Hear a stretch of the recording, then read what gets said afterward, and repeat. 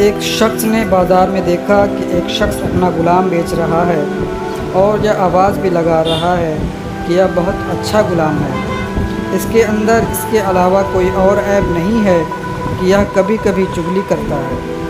کسی شخص نے یہ آواز سنی، اس نے سوچا یہ تو کوئی عیب نہیں ہے، چغلی کرنا تو عام سی بات ہے، تو اس میں کیا خرابی ہے، اس غلام کو خرید لینا چاہیے۔ تو اس آدمی نے اس غلام کا سودا کر کے خرید لیا اور اپنے گھر لے آیا۔ کچھ عرصے تک وہ غلام ٹھیک ٹھاک کام کرتا رہا۔ اس کے بعد اس نے اپنا رنگ دکھانا شروع کر دیا، کیونکہ چغل خوری کرنے میں وہ بہت ماہر تھا، اس لیے اس نے چغل خوری کے اندر اپنا کرتب دکھلایا۔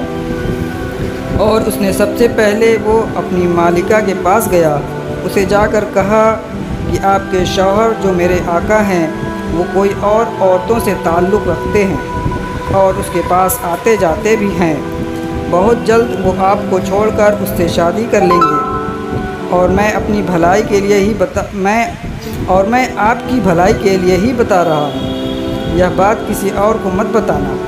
یہ بات سن کر اس کی بیوی بہت گھبرائی اور پریشان ہو گئی۔ پھر غلام نے ہی اس کی پریشانی کا علاج بتایا اور اس نے کہا میرے پاس ایک ترکیب ہے، کہو تو میں آپ کو بتا دوں اور تم اس ترکیب پر عمل کر لو۔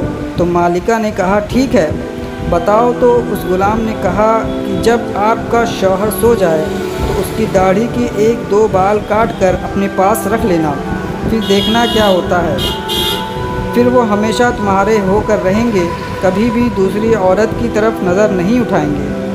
عورت نے جواب دیا یہ تو بہت آسان کام ہے، یہ تو میں آج ہی کر لوں گی، خدا نخواستہ کل کو کچھ اور ہو گیا تو میں کیا کروں گی۔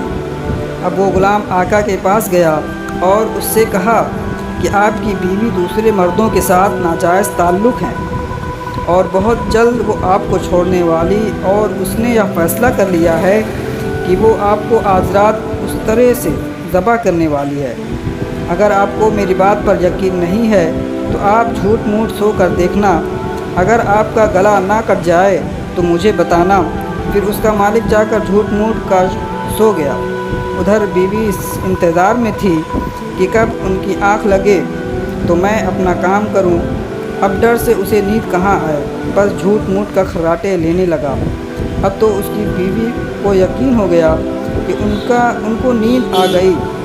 پھر اس کی بیوی اس طرح لے کر پہنچی تھی اور ابھی ہلکا سا اس طرح گلے پر رکھا ہی تھا کہ اس آدمی نے فوراً اپنی آنکھیں کھول دیں اور بیوی کو پکڑ کر کہا اچھا تو تم مجھے مارنے آ رہی ہو۔ اس کو غصہ تو پہلے سے ہی آ رہا تھا، تبھی اس نے اپنی بیوی سے اس طرح چھین کر اپنی بیوی کا ہی گلا کاٹ دیا۔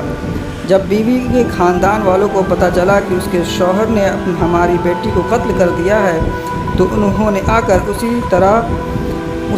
طرح سے اس کے شوہر کو بھی قتل کر دیا۔ اب شوہر کے خاندان والے بھی آ گئے، پھر دونوں خاندانوں میں خوب جھگڑا ہوا اور 20 لوگ مارے گئے۔ سبق۔ تو محترم دوستوں، آپ نے دیکھا کہ اس غلام نے ذرا سی چغلی سے کس طرح سے دونوں خاندانوں کو تباہ کر دیا۔ محترم دوستوں، چغلی کرنا ایک بہت بری بات ہے، اس لیے اللہ تعالیٰ نے چغلی کو حرام قرار دیا ہے۔